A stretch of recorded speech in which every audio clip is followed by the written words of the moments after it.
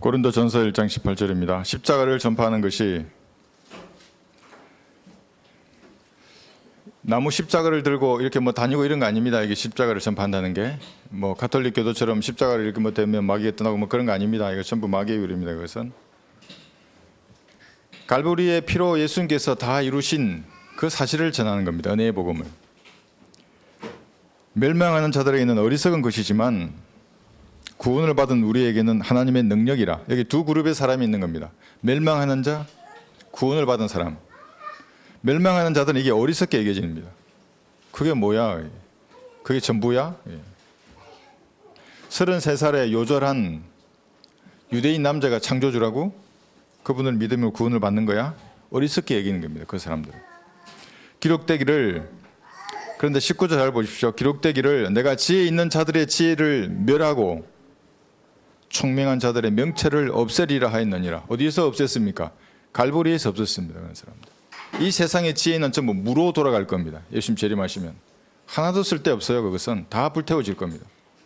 예수님이 다윗의 보좌에서 통치하실 때는 이 세상 지혜는 전부 무로 돌아가는 겁니다. 이 교회 시대에 잘났고 똑똑하다고 하면서 은혜의 복음을 어리석다고 생각하는 사람들을, 그들의 지혜를 갈보리에서 하나님께서 멸하셨습니다. 지혜 있는 자가 있느냐? 학자가 어디 있느냐? 이 세상에 변론가가 어디 있느냐? 하나님께서는 이 세상의 지혜를 어리석게 만드신 것이 아니냐? 오히려 갈보리에 매달리신 예수님께서 그들을 어리석게 만드신 것입니다. 하나님의 지혜에 있어서는 세상이 그 지혜로 하나님을 알지 못하였기에 하나님께서 복음 전파의 어리석음으로 믿는 자들을 구원하시기를 기뻐하셨느니라. 이게 유머가 들어있습니다. 여기에 우리가 전하는 복음을 우습게 여기지 어리석다고, 그것으로 사람을 구원하는 걸 하나님 기뻐하시는 겁니다. 이게 하나님의 지혜입니다. 사실은 유대인들은 표적을 구하고 헬라인들은 지혜를 찾지만 우리는 구원을 받은 우리를 말하는 겁니다. 구원받기 위해 노력하는 사람이 아니라 십자가에 못 박히신 그리스도를 전파노니 이것이 유대인들에게는 거치는 것이 되고. 왜 거칩니까? 유대인들은 율법의 행위로 하나님께 나아가려고 하는 겁니다. 그런데 우리는 갈보리에 매달려 죽으신 예수님을 믿으라 그러잖아요. 구주로. 거치는 돌입니다. 우리가 말하는 것은. 헬라인들에게는 어리석은 것입니다. 헬라인들은 모든 이방인을 말하는 겁니다. 교육을 신으로 숭배하는 사람들을 말하는 겁니다. 어리석게 여깁니다. 그 사람들이. 부르심을 받은 사람들에게는, 유대인들에게나 헬라인들에게나 그리스도는 하나님의 능력이요 또 하나님의 지혜니라. 구원받아야만 이 지혜와 능력이 무엇인지를 아는 겁니다. 이는 하나님의 어리석음이 사람보다 더 지혜롭고 하나님의 연약함이 사람들보다 더 강하기 때문이니라. 이 본문을 가지고 하나님께 대적하는 인간의 어리석음 이란 제목으로 말씀을 전하겠습니다. 사람들은 저마다 상식을 가지고 있습니다. 마땅히 알아야 할 지식들입니다. 이게 다르게 형성되어 있습니다. 이 상식이라는 것은. 이 상식을 가지고 보통 판단하고 분별하는 겁니다. 그럼 상식을 가진 여러 사람들이 모이면 어떻게 됩니까? 하나의 통념이라는 게 생기는 겁니다. 사회적인 통념이기도 합니다. 그것이. 나라마다 다르죠. 우리나라가 다르고 일본이 다릅니다. 미국이 다르고. 다른 상식을 가진 사람들이 모여서 그런 개념을 형성하고 있는 겁니다. 그런데 그 사회에 있는 사람들은 자기 기준에 적합하지 않으면, 그 통념에 들어오지 않으면 어리석게 여깁니다. 그 사람을. 인간이 설정한 상식과 통념이라는 게 있는 겁니다. 근데 이것이 지혜로 둔갑해 버립니다. 지혜 아닙니다. 그것이. 마귀가 정확한 이 세상에 제도와 문화 속에 그것이 그대로 투영되어 있습니다. 하나님과 무관한 겁니다. 그것의 지식이나 통념이라는 것은. 그래서 성경은 세상을 사랑하지 말라는 겁니다. 세상 제도와 문화 속에 마귀적인 요소가 그대로 녹아있기 때문에 세상도 세상에 있는 것들도 사랑하지 말라. 누구든지 세상을 사랑하면 아버지를 사랑함이 그 안에 있지 아니하니. 요한일서 2장 15절입니다. 현대는 이 라오디게아 교회 시대라고 말하지 않습니까? 마지막 교회 시대입니다. 성경적 상식이나 통념이 상실된 시대입니다. 어리석은 자들이 정상적인 사람으로 둔갑해서 다니는 시대입니다. 이것을 성경은 마지막 때라고 말하는 겁니다. 군대에도 이런 경향이 농후합니다. 군대가 설정해 놓은 통념이 다 있습니다. 부대마다 그 상식의 기준에 부합해야 하는 겁니다. 하지 않으면 고문관이 됩니다. 고문관. 과거에 이런 일이 있었던 겁니다. 현재가 아니고. 여러분 어제 제 캐리커처 보셨습니까? 저는 원래 기갑 장교이기 때문에 보병 중대장이 될 수 없는데 갑자기 중대장이 보직 해임을 당한 겁니다. 그 사람 너무나 자기 기준이 뚜렷했어요. 그러니까 구타를 하는 겁니다. 막 장교들도 구타하고 병사들도 구타하고. 그래서 사고는 아니지만 병사가 유행성 출혈로 한 명 사망하기도 하고 부대가 혼란스러웠죠. 그래서 보직 해임을 당하고 대대본부의 군수 장교로 있는 제가 이제 겸직을 하게 된 겁니다. 보병 중대장을. 그러니까 인원이 130명이 넘었어요. 막 박격포 소대, 정비 소대, 그다음에 뭐 여러 가지. 예. 그럼 부대가 어떻게 돼 있겠습니까? 병사들이 서로를 어리석게 다 여기고 시기하고 질투하고, 왜냐하면 살아남아야 되기 때문에 안 맞으려고. 어떻게 전투력을 발휘할 수 있습니까?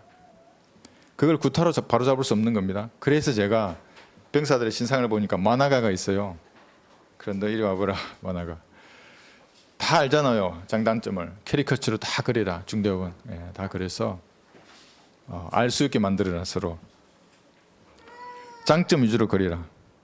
그럼 웃음으로 그 사람의 장점이 그대로 받아들여지는 겁니다. 다 복사해서 만들어가지고 다 배포했어요. 그 사람들 시기와 다툼으로 가득 차 있는 어리석음을 그걸로 다 녹여버렸어요. 그러니까 한 2달 내에 완전히 분위기 바뀌었어요. 반짝반짝이는 눈빛 보셨죠, 여러분? 예. 포상 휴가증을 손에 들고 누구든지 휴가 간다는 거예요. 15%, 30%를 다 항상 채웠어요. 휴가를 다 보냈어요. 그리고 남아있는 너희들은 충성을 다해라. 가서 사고 치면 이건 끝이다. 이제 우리는 휴가 없다. 아무도 사고 안 쳐요. 이 충성을 다해요. 남아있는 70%가 100%보다 더 잘해요. 인간은 자신이 설정한 상식과 통념에 부합하지 않으면 어리석은 것으로 여깁니다. 그래서 왕따를 하고 구타도 했던 겁니다. 지금은 없습니다. 과거에 그런 군대가 있었던 겁니다. 하나님은 어떠실까요? 우주 만물을 창조하시고 성경에 기록된 대로 역사를 운영해 가십니다. 그러니까 성경은 미리 기록된 역사입니다. 역사책입니다. 성경은. 죄의 잔이 차면 하나님은 전쟁으로 심판하는 겁니다. 그러면 그 전쟁을 통해서 일어나는 창극들을 인간이 목도하는 겁니다. 러시아 우크라이나 사태 보십시오. 여러분 보지 못하는 수면 아래에서 더 비극적인 일들이 일어나는 겁니다. 여자들이 욕을 보고 재물이 약탈당하고, 자전거 타고 가는데 그냥 죽이잖아요. 길 걸어가는데 그냥 죽이잖아요. 고문하잖아요. 마귀적인 사상이나 교리, 종교를 따르는 자는 하나님께서 마귀에게 내어줘 버립니다. 마귀는 죽이고 파괴하는 자인데 하나님의 막대기로 마귀가 쓰임받는 겁니다. 개인이 죄의 잔이 차면 그렇게 되고 민족이 죄의 잔이 차도 그렇게 되는 겁니다. 개인이나 가정, 국가가 반성경적인 마귀의 거점이 되면 초토화시킵니다. 하나님께서. 이것이 극대화된 것이 대환란입니다. 지구 전체를 하나님께서 초토화시킬 겁니다. 이런 현상을 듣거나 보고 나서 자신이 가진 상식이나 사회적 통념에 맞지 않으면 인간은 어떻게 하는 줄 아십니까? 하나님마저도 비난하는 겁니다. 이런 신이 어디 있냐고. 젖먹이나 어린아이까지 다 죽이는 이런 잔인한 신이 어디 있냐고. 그 배경은 알지도 못한 채. 사실은 그것은 인간의 지혜가 아니라 인간의 어리석음입니다. 인간의 섭성이라는 것은 하나님께서 가지신 본래의 좋은 속성이 다 변질되어서 나타나는 겁니다. 인간이 가지고 있는 것들은. 하나님은 사랑하라 그랬는데 그건 다른 사람의 유익을 고려하는 겁니다. 이 사랑은 거듭난 사람은 할 수 있는 사랑입니다. 그러나 인간은 자기의 유익을 먼저 구하는 겁니다. 자신의 만족이나 정욕을 위해서 사랑을 이용합니다. 성경에서 믿음은 갈보리의 피를 믿는 믿음에서 시작하는 겁니다. 그 이외에서 시작하는 모든 믿음은 전부 마귀적인 겁니다. 그거는. 거기서 믿음이 시작이 되는 겁니다. 그러나 인간들은 자기 행위에서 믿음의 근거를 찾는 겁니다. 내가 이렇게 했으니까 믿음이 좋다. 저렇게 했으니까 믿음이 좋다. 아니에요. 그건. 하나님은 없다고 확신하는 사람들을 하나님이 말씀하셨어요. 넌 어리석은 사람이라고. 무신론자, 불가지론자 마찬가지입니다. 어리석은 자는 자기 마음에 말하기를 마음에 말도 해요. 하나님은 없다고 하였도다. 시편 14편 1절 말씀입니다. 제가 20대 초반에 군대에 있었어요. 군대에서 탄약 보급소에서 일을 하고 군단급에 있는 대형 탄약 보급소예요. 하루 종일 일을 하고 이제 혜진은 능선에 앉았어요. 혼자서. 노을이 얼마나 아름다운지 몰라요. 근데 마음속으로 그때 어떻게 생각했냐면 이건 창조주가 없으면, 하나님이 존재하지 않으면 있을 수 없는 일이다.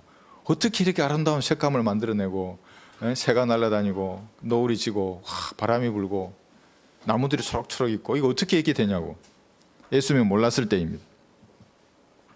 로마서 1장 19절 20절은 이렇게 말씀하십니다. 이는 하나님을 알만한 것이 그들 속에 나타나 있기 때문이니. 구원받지 않은 사람들 속에도 하나님을 아는 것이 그들 속에 나타나 있습니다. 하나님께서 그것을, 하나님을 알만한 그것을 그들에게 보이셨습니다. 속에도 나타나 있고 눈으로도 보이시는 겁니다. 대자연을 통해서. 세상의 창조 때부터 그분께 속한 보이지 않는 것들이 분명히 보여졌고 보이지 않는 것이 보여졌어요. 심지어는 그분의 영원한 능력과 신격까지도, 삼위일체 하나님까지도 만들어진 것들에 의해 알려졌으므로 그들이 변명하지 못하느니라. 나는 하나님 없다고 변명하지 못해요. 그들 속에 증거가 있고 눈으로 보는 대자연 속에 다 나타나 있어요. 우주의 삼라만상을 눈을 들어 정직하게 한 번만 바라보면 아, 하나님은 존재하시는구나 다 알 수 있어요. 그러니까 최소한 유신론자가 되는 거예요. 예수님을 모르더라도. 대신 정직하게 질문해야 하는 겁니다. 내 자신에게 하나님 존재하는가? 답을 얻을 수 있습니다. 92세의 서울 할머니, 군 받으신 간증을 좀 보셨습니까? 92세를 사는 동안 자기가 죄를 지으면 하늘님께 기도했다잖아요. 나 죄 지었는데 용서해달라고. 어떻게 믿는지를 몰랐다. 나 이렇게 어떻게 믿는지를 몰랐다고. 하늘나라는 가고 싶은데 가르쳐 주어서 고맙다고 얘기하는 겁니다. 그러니까 구원받은 사람이 첫 번째가 감사합니다. 고맙다고. 감사하다고. 전해준 사람에게도 고맙고 하나님께도 감사가 나오는 거예요. 이런 마음을 지녔기 때문에 하나님을 찾고 싶어하고 존재한다는 걸 아는 그런 마음을 가지고 있으면 여러분의 발걸음을 그들 앞으로 보내는 겁니다. 복음을 듣게 하고 구원받게 하는 것입니다. 폐지를 줍던 연료하던 모친이 계세요. 허리가 이렇게 90도 이렇게 서 있어야 되는데 허리가 이렇게 되죠. 그래 우리 그 도와드리고 복음을 전하는 거예요. 복음을 이렇게 죄가 예수님의 피로 다 용서됐다고 믿음의 구원을 받는다고 이렇게 같이 기도하는 거예요. 영접 기도하는데 할머니 눈에서 눈물이 떨어지는 거예요. 손등에 뽀뽀를 하는 거예요. 그 자매님, 모친 자매님에게 고맙다고. 지금도 이런 마음을 가진 사람들이 기다리고 있습니다. 누구를 기다립니까? 장로교회는 기다리지 않아요. 감리교회는 기다리지 않아요. 무슨 종교에 연루된 로마 카톨릭이 기다리지 않아요. 은혜의 복음을 전하는 여러분을 기다리고 있는 겁니다. 그들은 길거리에서 바삐 길을 가는 사람들입니다. 삶의 종착지가 어딘지도 모르고 가는 겁니다. 여보 당신 아냐고 우리가 어디로 갔는지. 모르지. 당신 아냐고. 나도 모르는데. 지옥으로 가는 사람들입니다. 전부. 때로는 삶의 무게에 힘겨워서 공원 의자에 앉아있는 사람들입니다. 여러분을 기다리고 있는 겁니다. 멍 때리고 있는 사람들 가서 전해보십시오. 내가 지금 그걸 생각하고 있었는데 내가 지금 그걸 생각하고 있었다고. 어떻게 하면 되냐고. 이거 이 죄를 어떻게 하면 되냐고. 피 묻은 붉은 손을 어떻게 하면 용서받을 수 있냐고. 여러분이 말해야 하는 것입니다. 직장에서 산과 들과 바다와 강가에서 창조주의 존재를 믿는 사람들이 어떻게 하면 예수님을 구주로 영접할 것인가, 이것을 궁금해하는 것입니다. 노을을 보면서도 궁금해하는 것입니다. 왜 노을이 핏빛입니까? 하필이면 하나님의 피를 이 자연계가 말하는 겁니다. 보여주는 겁니다. 너희들은 피 아래 있다고, 믿음의 구원을 받는다고. 그것을 여러분이 설명해 줘야 하는 겁니다. 이 설명을 듣고 싶은 사람들이 넘쳐납니다. 곡식들이 넘쳐나는 거예요. 낫을 좀 대달라고, 낫을 좀 대달라고. 말씀에 칼을 대야 합니다. 여러분들이. 한 장의 전도지, 한 장의 이 부채가 어리석은 사람의 손에서 그를 구원해내는 겁니다. 기도하고 나가는 겁니다. 저도 마찬가지예요. 그리스도를 하기 전에는 마귀가 별의별 생각을 다 심어줘요. 1분만 기도해도 돼요. 아버지 하나님, 제가 주님의 도구로 쓰임받기 원합니다. 제 안에 충만해 주십시오. 하나님, 제 지혜와 용기를 주십시오. 제가 연약합니다. 마귀의 세력을 막아주십시오. 예수님 이름으로 기도합니다. 1분도 걸리지 않아요. 그렇게 내가 바른 교리 위에 서 있고 마음에 그릇 끼는 것이 없으면 즉각 그 기도가 응답되는 거예요. 여러분들은 밭에 익은 곡식들이 보이지 않습니까? 낫을 대기를 기다려주는 그 곡식들이 보이지 않는 것입니까? 그럼 여러분의 눈을 가린 그 비늘을 말씀의 물로 씻어내야 하는 겁니다. 그러면 보입니다, 이게. 어리석은 자들의 말에 미혹되어서 지옥으로 향하는 사람들의 그 탄식 소리가 여러분 들리지 않습니까? 그러면 여러분의 귀를 말씀의 물로 씻어내야 합니다. 종교를 가지고 돈놀이 나오면서 교단을 자랑하고 자신을 추앙하게 만드는 목사들, 가짜 유튜버들, 어리석은 자들입니다. 그들은 마귀의 종들입니다. 은혜의 복음을 증거하지 않고 다른 복음을 전하는 자들은 모두가 마귀의 종이에요. 점수를 줄 것이 하나도 없어요. 유튜버라는 이곳은 수많은 마귀의 종들이 자라는 서식지입니다. 생태계가 딱 구성되어 있어요. 어리석은 자들의 돈으로 그 생태계가 유지되는 거예요. 왜 줍니까? 그 마귀의 종들에게. 무명의 형제라고 하는 비성경적 교리를 확산시키는 사람을 제가 봤습니다. 복음의 옷이라는 채널을 또 만들었어요. 그 티셔츠를 해가지고 여기 예수님 얼굴을 그리고 다녀요. 복음의 옷. 그 얼굴은 누군지 아십니까? 적그리스도의 얼굴이에요. 그 판매해요, 옷에. 어떤 사람이 나는 어떻게 하면 그걸 살 수 있어요? 이러면서 성경 구절을 뭐로 들었냐고 보니까 마태복음 25장에 나와 있는 행위 구원을 들었어요. 나그네 대접하기를 힘쓰라 이러면서 티셔츠를 사라 이거예요. 거의 민족들의 심판 때 지상 재림할 때 써야 그 성경 구절 지금 교회 시대에 쓰는 거예요. 마귀의 종이에요. 복음의 옷은 이 구절이죠. 로마서 13장 14절에 보시면 오직 주 예수 그리스도로 옷 입고 정욕을 채우려고 육신을 위해 계획하지 말라. 구원받는 순간에 여러분은 예수님의 몸 안으로 들어가는 겁니다. 이게 성령 침례라고 여러분 배웠습니다. 이때 이미 여러분들은 전신 갑옷을 다 받았습니다. 옷을 받았어요, 전신 갑옷을. 그런데 어떤 사람들은 잊어버려요. 내가 구원받을 때 전신 갑옷을 받았는데 술집에 앉아있다? 자기가 받은 갑옷을 잊어버려요. 전신 갑옷을 받았으면 닦고 조이고 기름쳐야죠. 갑옷이 제대로 정상적으로 움직이게. 투구를 받았으면 이 특권을 매야죠. 마귀가 한마디 탁 치면 그대로 투구 날아가 버려요. 그냥 구원의 확신을 잃어버리는 거예요. 복음의 옷을 입으라는 말의 의미는 너희도 너희 자신을 정녕 죄에게는 죽은 자요 예수 그리스도 우리 주로 말미암아 하나님께는 산 자로 여기라는 거예요. 죄를 짓고자 하는 그 욕망의 옛사람은 죽었어요. 그렇게 여기라고요.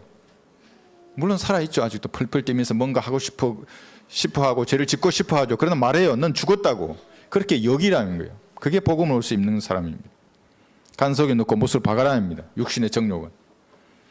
죄에 대하여 죽은 자로 이거 여기 있다 그러면 그럼 이제 어떻게 해야 되는가? 유튜브 앞에서 시간을 보낼 것이 아니라 보존된 말씀을 나누어서 공부해야 합니다. 한글 킹제임스 성경이 기초입니다. 이것이. 이 말씀을 붙드는 것이. 그 다음에 기도로 영적 호흡을 하는 겁니다. 영적 호흡입니다. 말씀만 가지고는 안 돼요. 호흡을 해야죠. 그래 기도와 말씀이. 그 다음에 이렇게 기도와 말씀으로 성장하면 사람의 혼을 마귀와 싸워서 이겨와야 하는 겁니다. 이것이 정상적인 그리스도인입니다. 뭐 복음에 옷 입고 나아가서 뭐예요? 복음을 전하지도 못하고 적그리스도로 홍보하는 겁니다. 그렇게 웃고 있는 적그리스도. 적그리스도가 평화로 사람을 죽이잖아요. 대환란 때. 그래서 모든 예수님을 그리면 다 웃고 있어요. 우리가 만난 전도주 예수님 보세요. 십자가 매달린 예수님, 부활한 예수님, 철장으로 통치하는 예수님이에요. 웃고 있는 예수님 없어요. 그렇게 하지 않고 적그리스도의 얼굴이 그려진 옷을 입고 다니는 사람들은 어리석은 사람입니다. 성경과 무관한 사람입니다. 이런 성경과 무관한 가르침을 종교로 추앙하는 자들을 하나님이 얼마나 질투한 줄 아십니까? 위선자인 서기관들과 바리새인들아 너희에게 화 있으리라. 이는 너희가 회칠한 무덤들과 같음이니라. 그것들은 실로 겉으로는 아름답게 보이나 안에는 죽은 사람의 뼈와 모든 더러운 것으로 가득 차 있도다. 마태복음 23장 27절입니다. 겉으로는 항상 달콤한 목소리를 내요. 하나님을 찾고 말씀을 찾고 기도와 찬양을 얘기해요. 부드러운 음성으로 다가와서 경건의 모양을 잘 만드는 사람들입니다. 그런데 속에는 구원받지 않은 사람 전부 그 안에는 시체가 들어있는 거예요. 구원받았더라도 마귀의 교류를 내가 붙들고 있으면 그 안에는 시체가 있는 거예요. 자백하지 않은 죄가 있으면 그 안에는 시체가 있는 거예요. 썩어가는 시체. 탐욕과 종교적 군한을 독점해서 사람들을 지옥으로 데려가는 겁니다. 그래서 예수님은 그 밴들이라고 말씀하셨어요. 우주에서 가장 온유하셨던 예수님이십니다. 가장 온유하셨고 가장 사랑이 충만한 예수님께서 어리석은 이런 지도자들에게 신랄하게 책망했습니다. 너희 뱀들아, 독사들의 세대야. 여기 뱀이 서펜트입니다. 에덴에 내려왔던 그 뱀입니다. 그 뱀들의 씨가 있는 거예요. 지금도 유튜브에서 말하는 거예요. 사람들은 미혹에서 지옥으로 데려가는 거예요.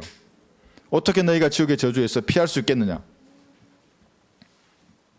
이런 어리석은 자의 마음은 하나님의 구원 계획을 거부하고 활락하는 집에 그의 마음이 있는 겁니다. 그러니까 자기가 수고한 산물을 누리고 즐기는 것에 모든 관심이 집중되어 있습니다. 그러나 성경은 현명한 자의 마음은 초상집에 있고 어리석은 자의 마음은 활락의 집에 있느니라. 전도서 7장 4절입니다. 여러분의 마음은 어디에 있습니까? 활락의 집에 있습니까? 그건 그리스도의 심판석이 끝나고 어린 양의 혼인식에서 즐기는 거예요. 이 땅에 신혼여행을 내려와서 천년왕국에서 즐기는 거예요. 먹고 마시고 보고 듣는 그러한 즐거움에 온 신경이 집중되어 있는 겁니다. 이게 육적이고 혼적인 만족만 아는 겁니다. 그 사람들은 하나님과의 교제를 통해서 오는 영적인 만족을 모르는 것입니다. 여러분, 구령했을 때 기쁨을 누가 주시는 겁니까? 하나님이 주시는 겁니다.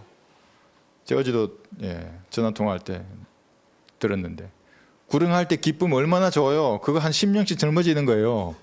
그럼 벌써 이게 몇 살이에요? 그러면 너무 많이 구령했는데 얼마나 기뻐요. 그게 보약이 필요 없어요. 구령했을 때 기쁨을 가지면 그냥 그대로 걸어서 가고 싶어요. 셋째 하늘로. 그런 영적인 만족을 구하는 겁니다. 그리스도인들은 소상집에 가는 것이 잔치집에 가는 것보다 나으니 소상집에 가는 게 낫대요. 이는 그것이 모든 사람의 마지막이며 살아있는 사람이 그것을 자기 마음에 유념할 것이기 때문입니다. 전도서 7장 2절입니다. 누구나 예외 없이 초상집이 인간의 마지막입니다. 어리석은 자들은 죽을 준비가 되지 않은 채로 살아가는 사람들입니다. 초상집을 싫어하면 초상집의 주인공이 안 되는 겁니까? 죽음이 싫어서 죽는다는 말을 듣지 않는 사람이 있어요. 맨날 긍정이면 얼마나 하라고 자기한테. 그럼 죽지 않는 겁니까? 그렇지 않습니다. 태어난 날은 알아도 죽음은 예기치 않은 순간에 불현듯 찾아오는 겁니다. 그래서 한번 태어난 사람은 반드시 다시 태어나서 예수님을 구주로 영접해서 살 준비도 되고 죽을 준비도 되어야 하는 겁니다. 여러분은 살 준비가 되셨습니까? 죽을 준비가 되셨습니까? 한번 대답해 보세요. 죽을 준비가 되셨습니까? 돼야 되는 거예요. 그게 간단해요. 예수님을 구주로 영접하면 되는 거예요. 죽을 준비가 된 거예요. 그러면 내가 진짜로 살 준비가 된 사람들이에요. 그러나 그리에는 안 됐어요. 아무런 준비도. 이 땅에서 잘 먹고 잘 살 것들은 보아는 많은데 육신의 장막을 벗고 나서 어떻게 할 것인지는 전혀 준비가 안 된 사람들이 살아가고 있는 거예요. 어떤 어리석은 부자가 있었습니다. 열심히 일을 해서 많은 걸 모았어요. 부동산도 많고 현금, 주식도 많고 금은 보화를 가득 쌓아두고 자기 혼에게 말했어요. 내 혼아, 내가 여러 해 동안 쓸 물건들을 많이 쌓아두었으니 편히 쉬고 먹고 마시고 즐거워하라. 자기 스스로에게 말하는 거예요. 이 잔치가 영원할 줄 알았겠죠. 그러나 하나님께서 그에게 말씀하시기를 너 어리석은 자야, 오늘 밤 내 혼을 내게 쌓아서 가리니 그러면 내가 창문한 그것들이 누구의 것이 되겠느냐. 누가복음 12장 19절 20절입니다. 그리 설교할 때 제가 꼭 얘기해요. 누구의 것이 되겠느냐고. 여러분이 최고의 가치로 두고 있는 그 재물은 누구의 것이 되냐고. 여러분의 혼은 누구의 것이 되냐고. 그러면 구원받기 거부하는 어리석은 사람은 자신의 부와 함께 멸망하는 겁니다. 그래서 성경은 어리석은 자들의 본영은 그들을 멸망시키느니라. 잠언 1장 32절입니다. 그럼 부자들 부러워할 거 전혀 없어요. 구원받지 않았다면 그 부와 함께 멸망하는 거예요. 지옥으로. 구원받아도 성경대로 주님을 섬기지 않는다면 그리스도 심판석에서 거지가 되는 거예요. 영원한 거지예요. 다시 회복할 수 없는 거지가 되는 겁니다. 현재는 어리석은 자들이 부와 권력을 가지고 있습니다. 똑똑한 사람처럼 보이는 겁니다. 지혜로운 사람처럼 보이고. 왜 그러겠습니까? 오히려 복음을 전하는 여러분들이 고난을 받고 박해를 겸하여 받는 것입니다. 왜 그렇습니까? 어리석고 불의한 자들은 잘 먹고 잘 살고 죽을 때도 웃으면서 죽어요. 장례식도 너무나 거창해요. 그 사람들은. 왜 그런 것입니까? 욥도 질문했습니다. 어찌하여 악인이 살고 늙도록 살며 정녕 권력이 막강해지느냐. 어째서 그런 겁니까? 악인이. 욥기 21장 7절에서 내가 하나님의 성소에 들어가서야 그들의 종말을 깨달았나니 확실히 주께서는 그들을 미끄러운 곳에 두셨으며 주께서 그들을 파멸에 던지셨나이다. 시편 73편 17, 18절입니다. 파멸에 던지면 끝입니다. 여러분이 초상집의 주인공이 되는 그 순간에 끝나는 거예요. 이 세상의 삶은 다시는 기회가 없습니다. 구원받지 않은 자는 그것으로 파멸입니다. 이제. 영원한 파멸이에요. 사람이 죽으면 소멸되나니 참으로 이 사람이 숨을 거두면 그가 어디 있느냐. 욥기 14장 10절입니다. 어디에 있습니까? 여러분 지식으로 확신해야 하는 겁니다. 영은 하나님의 호흡이에요. 하나님께로 가요. 구원받지 않았든지. 육신은 불태워지는 겁니다. 혼은 구원받지 않은 혼은 지옥으로 가고 구원받은 혼은 셋째 하늘로 가는 겁니다. 자기 본향으로 가는 겁니다. 아셔야 하는 겁니다. 정확하게 확신해야 하는 겁니다. 구원받지 않은 사람은 자신의 똥처럼 영원히 망하리니 그를 본 사람들은 그가 어디 있느냐 하리라. 부자가 어디 있어요? 대통령 장관이 어디 있어요? 죽었는데 썩어버렸는데. 욥기 20장 7절에서 그래서 죽을 준비가 되지 않은 사람은 살 준비가 안 됐다고 말하는 겁니다. 아무도 그를 기억하지 않을 것입니다. 불쌍한 사람들입니다. 생명의 책에서 이름이 지워진 사람들은 없어요. 생명의 책이 아무리 수십 번을 찾아도 없어요. 다른 사람은 다 있는데 자기 이름이 없어요. 어리석은 사람입니다. 하나님께서도 그를 외면하는 겁니다. 불못에 던지실 것입니다. 이렇게 되기 전에 구원을 받아야 합니다. 육신의 장막을 벗기 전에 자신의 혼을 구해야 하는 것입니다. 저녁에 지는 붉은 노을은 갈보리에서 흘렸던 창조주의 핏부림을 보여주는 것입니다. 보라, 세상 죄를 제거하는 하나님의 어린 양이라. 저는 소령 때 또 봤어요. 그때는 이제 제가 구인 아파트 혼자 썼을 때인데 아파트를 탁 나오는데 태양이 너무너무 큰 거예요. 열심히 재림하는 줄 알았어요. 너무너무 커요. 태양이. 붉은 빛깔의 태양이. 마음에 그대로 다가오는 거예요. 창조주의 보일이 그대로 다가오는 거예요. 그래 구원받은 사람 이거 금방 알아요. 이것이 무슨 의미인지를. 이 사실을 믿음으로 구원받으면 죽을 준비가 된 사람들입니다. 동시에 살 준비도 된 사람들. 여러분 준비되셨죠? 흔들리지 말아야 하는 겁니다. 삶과 죽음의 문제에 있어서 여러분 먼저 확신하셔야 그 다음에 신앙이 성장하거나 이런 일이 일어나는 것입니다. 이 외에는 무익한 것입니다. 준비가 안 된 사람들은 무익한 삶을 사는 것입니다. 차라리 태어나지 말았어야 합니다. 왜 그렇습니까? 지옥에 가기 때문에 그런 겁니다. 부활하신 예수님에 관한 소식을 여인들이 먼저 들었습니다. 그래서 사도들에게 전합니다. 11사도는 여인들의 말을 하찮은 것으로 여겼습니다. 여자가 뭐야? 이렇게 말한 거죠. 여러분 믿음의 여인들의 말을 새겨들어야 합니다. 그런데 사도들은 여자가 뭐야 하고 믿지 않았어요. 베드로조차 무덤에 문이 열리고 예수님이 시신이 보이지 않았으면 이거 혹시나 진짜 부활하신 거 아니야? 이렇게 해야 되잖아요. 부활을 믿지 않았어요. 이상히 여겼더라 그래요. 이상히 여겼대요. 사도들이 전부. 누가복음 24장에 보시면 25절에서 한번 펴보십시오. 예수님께서 이 상황을 이렇게 말씀하십니다. 그래서 이제 엠마오로 두 제자가 걸어가는 겁니다. 믿지 않고.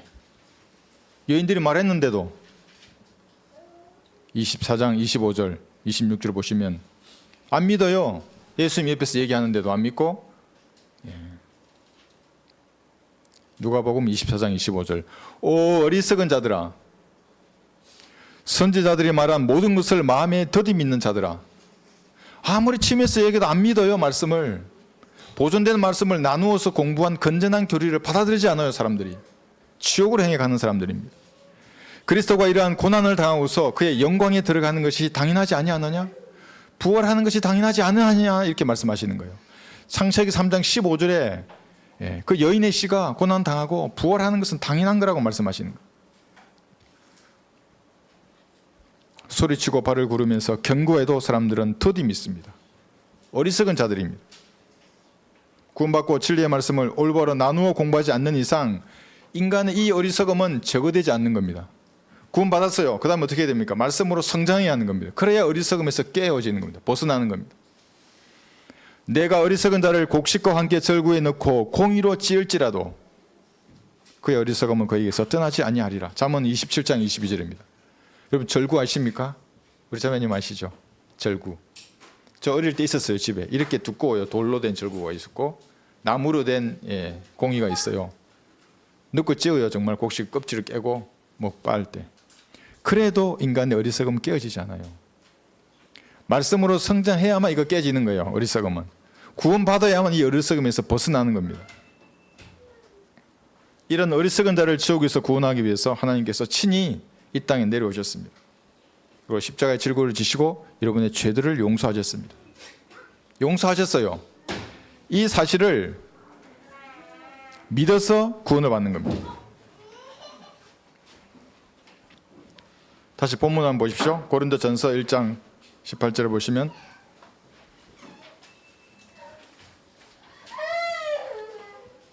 고린도전서 1장 18절에서 십자가를 전파하는 것이 멸망하는 자들에게는 어리석은 것이지만 구원을 받은 우리에게는 하나님의 능력이라. 세상 사람들이 보기에 은혜의 복음을 전하셨던 예수님은 너무나 어리석은 사람이었습니다. 33살에 요절한 거예요. 40도 안 돼서 죽은 거예요, 예수님은. 근데 그분이 창조주예요. 무기력하게 죽으셨어요.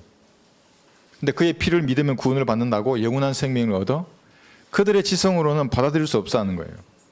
이것이 세상 지혜를 가진 사람들의 어리석음입니다. 겨우 그거냐? 네가 아는 게 그게 다야? 이렇게 말하는 거예요. 그러나 구원을 받은 우리에게는 이것이 하나님의 능력입니다.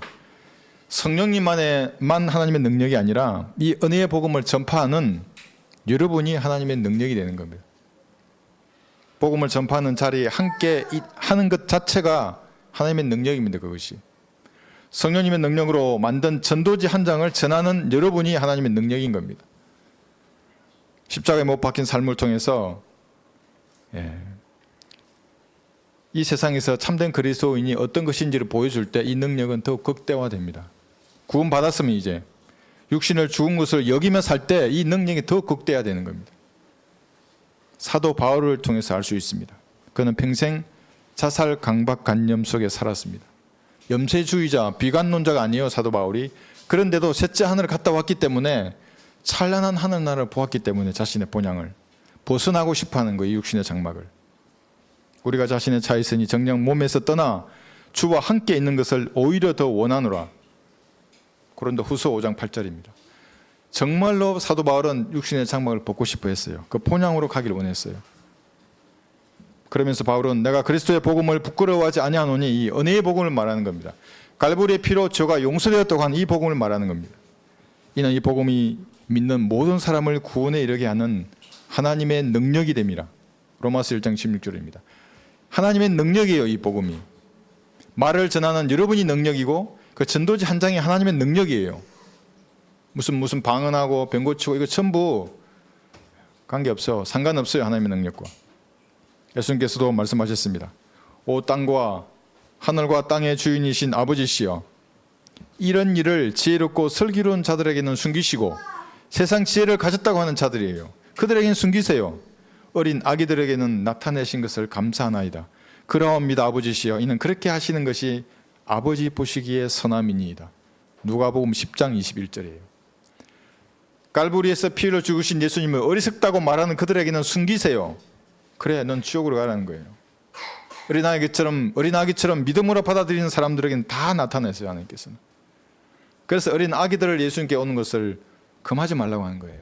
좋아하셨어요, 그런 마음을. 그런 단순한 믿음, 아기처럼 순수하게 예수님을 바라보는 그 믿음을 하나님 높이셨습니다. 그러나 세상에서 잘난 척하는 어리석은 자들과 연합해서 세상과 친구로 지낸다면 하나님의 능력은 약화되는 겁니다. 점점점 없어져요. 나중에는 다 잊어버려요. 내가 구원 받았는가? 이렇게 사는 거예요. 술 취한 지 어느 술집에서 발견되는 거예요. 여기 19절 보시면 본문 19절 기록되기를 내가 지혜 있는 자들의 지혜를 멸하고 총명한 자들의 명철을 없애리라고 하였느냐. 지혜가 어디 있느냐? 도전을 지금 던지는 겁니다. 잘나고 똑똑하다고 말하는 너희들아 말해보라는 거예요. 지혜가 어디 있느냐? 학자가 어디 있느냐? 이 세상에 변론가가 어디 있느냐?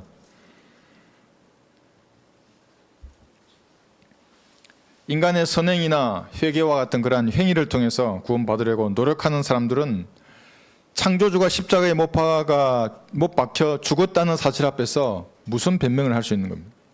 아무런 변명할 수 없습니다. 그걸 대묻고 있는 겁니다. 도전을 던지는 겁니다. 바로 너 같은 사람을 위해서 창조주가 십자가에 못 박혔는데 이걸 거부하고 다른 것을 내밀어요. 하나님 앞에. 어리석은 자들이에요. 하나님께서는 이 세상의 지혜를 어리석게 만드신 것이 아니냐? 합당하신 말입니다. 이 세상의 지혜는 어리석은 거예요. 여러분 얼마나 말쟁이들이 많습니까? 유튜브에 한번 보십시오. 목사는 얼마나 많고 신부 중도 유튜브예요. 얼마나 어리석은 말을 떠들어요. 격투가들도 유튜브에 나와요. 무슨 나오더라고요. 뭐 어떻게 싸우고. 군인도 나와서 요즘은 또 예비역들도 나오고 어리석은 말들을 막 쏟아내는 겁니다. 교황도 나오잖아요. 거기에. 얘들은 모두 한 가지 공통점이 있는데 그게 뭡니까? 죽음 앞에 무력한 자들이에요. 호흡이 끊어지면 그날에 썩어서 악취가 날 사람들이에요. 무슨 권위를 둘 수 있습니까? 그 사람들에게. 구원받지 않은 사람에게.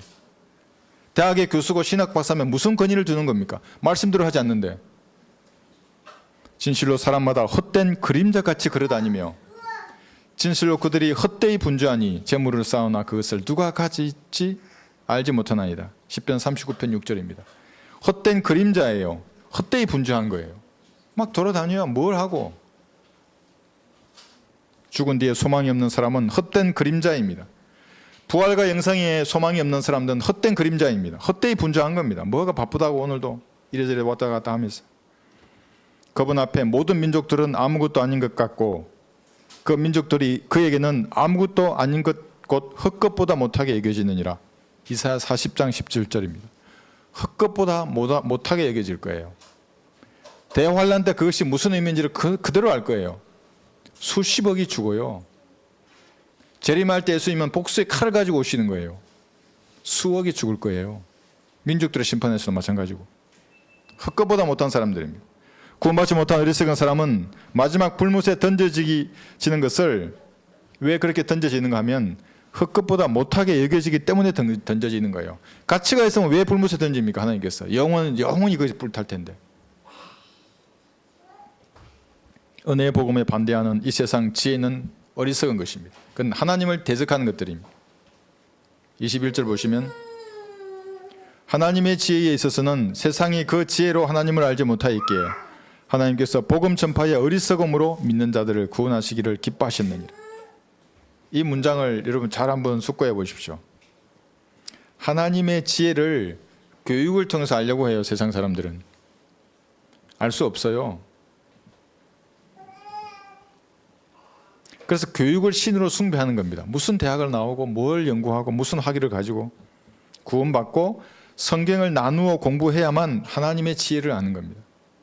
그래서 우리가 은혜의 복음을 먼저 전하는 거예요. 다 필요 없어요. 뭐라 그래 됐다고. 잠깐 내 말부터 들어보라고. 하나님이 기뻐하시는 것은 여러분 뭔지 아십니까? 구령하는 것 물론 기뻐하십니다. 여러분 헌신하고 오늘 경배드리는 것 하면 기뻐하시는 겁니다. 근데 본문에서 말하는 기뻐하시는 것은 뭐냐 하면 복음이 전파되는 것을 기뻐하시는 거예요.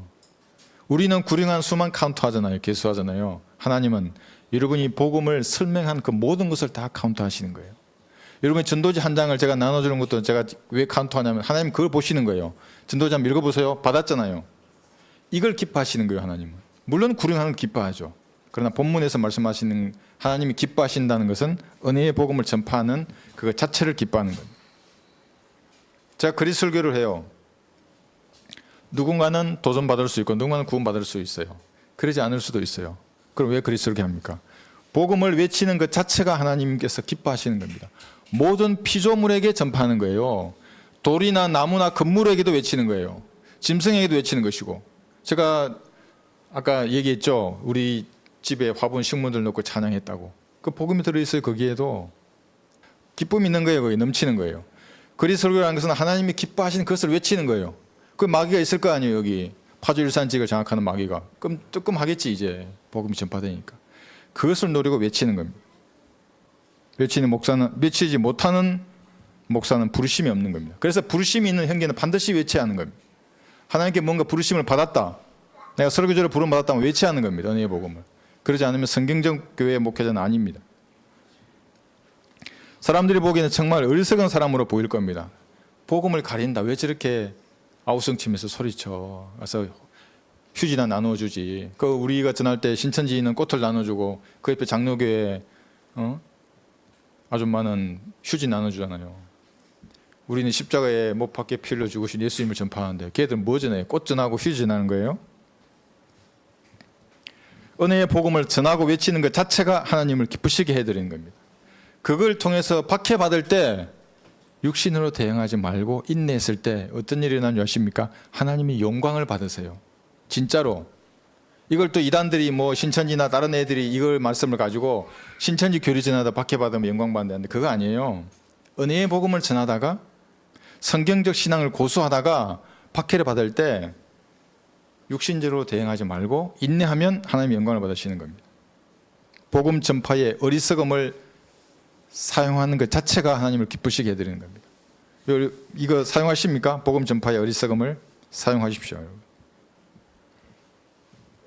이걸 사용하지 않는 사람들은 죽은 목사이고 죽은 유튜버들입니다. 그들의 말에 귀를 기울일 필요가 전혀 없습니다. 하나님께서 복음 전파의 어리석음으로 믿는 자들을 구원하시기를 기뻐하셨느니라. 복음 전파의 어리석음입니다. 이것이 성경을 통틀어서 사도 바울이 말한 것 중에 가장 위대한 말씀입니다. 이것이 복음 전파의 어리석음으로 믿는 자를 구원하시기를 기뻐하시느니라. 그런데 우리가 거리에 나가서 구령하고 거리 설교하는 것이 육신적인 힘으로 한대요. 뭐 내 잘난 척 하려고. 내 잘난 척하면 그렇게 말하지 않죠. 부드럽게 써가지고 안녕하세요 이러면서 우리 교회 복이 넘쳐 행복한 교회예요. 뭐 이런 말하지. 거기서 죄와 지옥과 심판을 외치겠어요? 하나님이 기뻐하시기 때문에 그걸 외치는 거예요. 구원을 거부하는 세상에서 부유한 자, 유식한 자, 똑똑하다고 자만하는 모든 자들은 마귀에게 사로잡힌 어리석은 자들입니다. 마귀는 아주 신통한 능력을 가지고 있어요. 뭘 원하잖아요. 그걸 찾아서 손에 쥐어줘요. 그런 재주를 가지고 있어요. 돈을 원합니까? 예, 돈 먹고 지옥에 가라는 거예요. 내 인생의 최대의 가치가 돈을 버는 거다. 그래, 한 100억을 벌어. 지옥에 가. 청빈한 삶, 무소유를 실현해요. 어떤 중보니까. 대단하죠? 그래, 그렇게 살다 지옥으로 가. 학문적인 업적, 성취 얼마나 열심히 공부해요. 그래, 박사 학위를 받고 지옥으로 가라는 거예요. 하나님께서는. 대통령이나 장관, 국회의원의 권력, 그래, 대통령 되고 너 지옥으로 가. 영원히 불못으로 가는 거예요.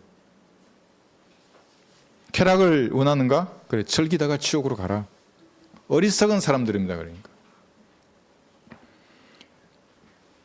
고린도전서 1장 22절 본문 보시면 유대인들은 표적을 구하고 헬라인들은 지혜를 찾지만 유대인은 표적이라고 하는 사인을 구해요. 왜냐하면 유대 민족은 민족의 시작이 이 사인 관계 시작이 된 거예요. 모세가 왔을 때 네가 하나님의 선지자냐? 표적을 보이봐 한 거예요. 표적을 보이면 믿었어요. 보이지 않으면 믿지 않아요. 그래서 막대기를 들었잖아요. 뱀을 만들고 뱀이 다시 막대기 된 거예요. 이 첫 번째 표적. 두 번째 표적은 문둥병이 손에 품에 넣었다가 빼면 문둥병이고 다시 넣었다 빼니까 나았어요. 문둥병이. 이마다 확실한 표적이 어디 있어요. 네, 그렇게 시작된 민족이기 때문에 예수님이 땅에 내려오셨을 때도 표적을 보이라는 거예요. 많이 보였죠. 예수님께서. 믿잖아요. 안 믿어요. 그래서 선지자 요나의 표적을 보이시던 거예요. 마지막에 십자가의 피를 죽으시고 부활하신 거예요. 그 당시에 예수님께서 많은 표적을 행하셨습니다. 죽은 자를 살리고 병자를 고쳤죠. 그때 전했던 보적이 천국 복음이죠. 예. 행위가 들어있는 복음. 그건 피가 없어요. 거기에는. 우리는 은혜의 복음을 전하는 것입니다. 이런 표적을 구하고 있고 지금도 이스라엘은 유대인들은 그렇게 하고 이방인들은 지혜를 최고의 가치로 여깁니다. 그래서 교육을 신으로 숭배하는 거예요. 그 사람들은. 성경이 말하는 지혜는 뭡니까? 욥기 28장 28절 보시면 보라 주를 두려워함이 지혜요. 창조주를 두려워함을 한번 생각해 보세요. 아침에 기도하기 전에 무릎 꿇고 무슨 말을 하기 전에 하나님이 얼마나 위대하신가 한번 생각해 보세요. 우주를 창조하신 분인데 그 우주 안에 갇히지도 않으세요. 이 우주가 옷이에요. 나중에 우주를 소멸해버리고 다시 만드세요. 새 옷을 만드세요. 그처럼 위대하신 하나님인데 그 하나님의 두려워함이 곧 지혜인 거예요. 악에서 떠나는 것이 명철이니라. 그래서 구원받지 않은 사람이 하나님을 두려워함으로 갈보리 십자가를 쳐다보잖아요. 즉시 구원받을 수 있는 거예요. 장난삼아 뭐 예수 사랑해요, 예수 찬양해요. 예수님인데 그것도 자꾸 예수 그래요. 그 은사주의자 그 아줌마. 예수님이라고 왜 자꾸 님자를 빼세요. 영어도 아닌데. 그러니까 그게 장난스럽게 하는 거예요. 예수 이러면서. 우주의 창조주이신데. 여러분이 제가 예수님께 넘어가자 예수님마저도 지옥에 던지신 겁니다. 죄를 모르신 분이에요. 예수님은. 그런데 여러분의 죄 때문에 그렇게 고문당하시고 지옥에까지 가셨던 거예요. 그런데 죄인이 섰어요. 하나님 앞에. 진짜 죄덩어리가 섰어요. 죄인이. 그래서 영원히 불태우는 거예요. 방법이 없어 영원히 불타는 거예요. 그 진노의 불길이 꺼지지 않는 것입니다. 구원받은 사람은 예수님이 그 사람의 지혜입니다. 여기 24절에 보시면 부르심을 받은 사람들에게는, 유대인들에게나 헬라인들에게나 그리스도는 하나님의 능력이요 또 하나님의 지혜니라. 예수님이 하나님의 지혜예요. 갈보리에서 피 흘려 죽으시고 부활하신 예수님을 구주로 영접하는 사람이 지혜로운 사람이에요. 그래서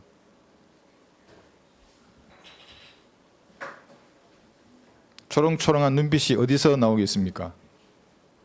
예수님을 구주로 영접하고 말씀을 공부하면 할수록 이제 성령께서 빛을 발하는 겁니다. 그 눈으로 제일 먼저 드러나는 거예요. 근심, 걱정, 염려가 밀려올 때 이걸 보혈의 능력으로 씻어내고 주님을 높여드리잖아요. 여러분 안에서 빛이 1만 촉광, 2만 촉광, 3만 촉광 빛나는 거예요. 눈을 통해서 이제 그게 나오는 거예요. 누가복음 11장 34절에서는 이렇게 말씀하십니다. 몸의 빛은 눈이라 그래요. 누가복음 11장 34절.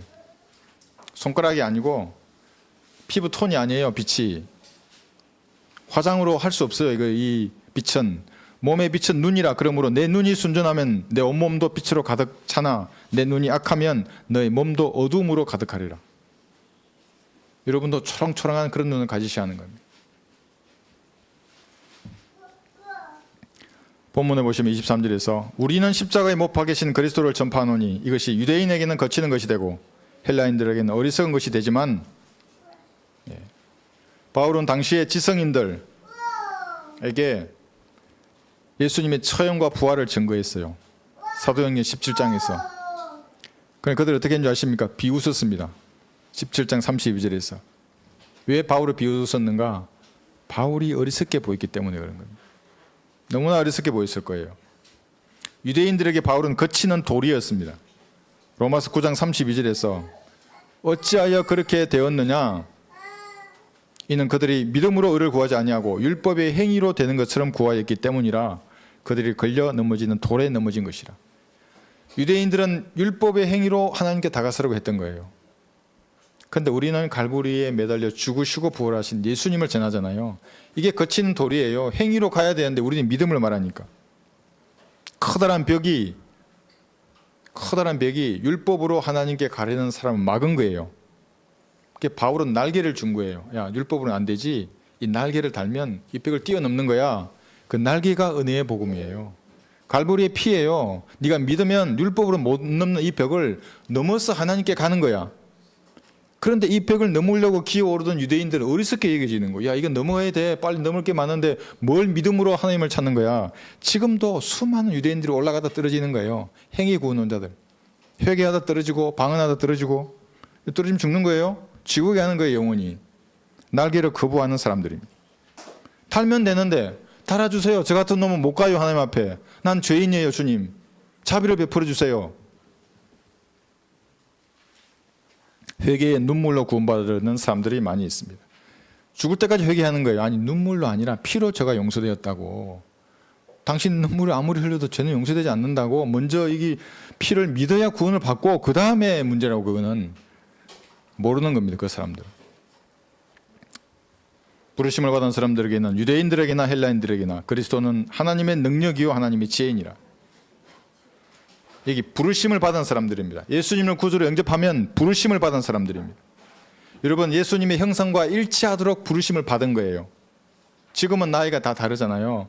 나중에는 예수님과 같은 33살의 형상으로 될 거예요. 그러도록 다 부르심 응답한 사람들이에요. 여러분들이. 구원의 확신을 갈보리의 피에 근거를 두는 사람들은 예수님이 하나님의 능력입니다. 어떤 무명의를 추적하는 사람이 저한테 유튜브 댓글 이렇게 남겨놨어요. 나보고 회개하라고. 그래서 저도 짧게 답했어요. 당신은 겁쟁이라고. 이제 이해가 열받았나 봐요. 내가 왜 겁쟁이냐고. 아니, 예수님도 그리 설교자였고 사도들 다 그리 설교자였다. 무명의의 교리가 하나님의 말로부터 온 것이라면 나가서 외치라고. 왜 말하지 못하냐고. 진짜 지옥이 불탄다고 믿으면 외쳐야지 지옥에 가는 사람들에게 가지 말라고. 겁쟁이들이에요. 유튜브에서나 강단에서나 제잘거리면 하나님과 상관없는 무관한 사람들입니다. 하나님의 능력이 무엇인지 모르는 사람들이에요. 25절 보시면 이는 하나님의 어리석음이 사람들보다 지혜롭고 하나님의 연약함이 사람들보다 더 강하기 때문이라. 연약함이었어요. 창조주가 연약하게 십자가에 매달려 죽었습니다. 당대 최고의 지성인들, 그 종교인들, 군인, 정치가, 총독들은 33살에 요절하신 예수님을 어리석다고 판단한 겁니다. 그러니까 우리도 그렇게 여겨지는 게 당연해요. 그때 그랬기 때문에 지금 이 세상의 영을 받은 자들은 우리를 보고 너희들 참 어리석구나 이렇게 말하는 거예요. 그들이 조롱하며 말하기를 그가 남은 구원하였어도 자기 자신은 구원할 수 없도다. 마가복음 15장 31절이에요. 죽어가는 창조주를 향해서 했던 말들이에요. 그러니까 여러분에게 동일하게 말하는 겁니다. 사실은 그 사람들이 어리석은 사람들이에요. 그러나 십자가는 하나님의 지혜였습니다. 절구에 넣어서 공의로 찧어도 이 어리석음이 없어지지 아니하는 인간을 살리는 유일한 길이에요. 유일한 길이에요. 이걸 거부하는 인간을 어떻게 할 겁니까? 또 절구에 찍습니까? 그래서 지옥에 던지는 거예요. 세상 지혜를 가진 사람들은 이것을 깨닫지 못합니다. 세상 어떤 것도 여러분의 죄의 문제를 해결할 수 없는 겁니다. 피 흘림이 없으면 제사함이 없기 때문에 어떤 동물의 피도 인간의 피도 여러분의 죄를 씻을 수 없는 겁니다. 어떤 선행도 회개도 마찬가지입니다. 그러나 하나님께서 육신으로 나타나셔서 여러분의 죄를 대신해서 피 흘려 죽으시고 부활하신 것입니다. 이 사실을 마음을 다하여 믿으면 하나님의 어리석음이 얼마나 지혜로운 것인지를 그때서야 아는 겁니다.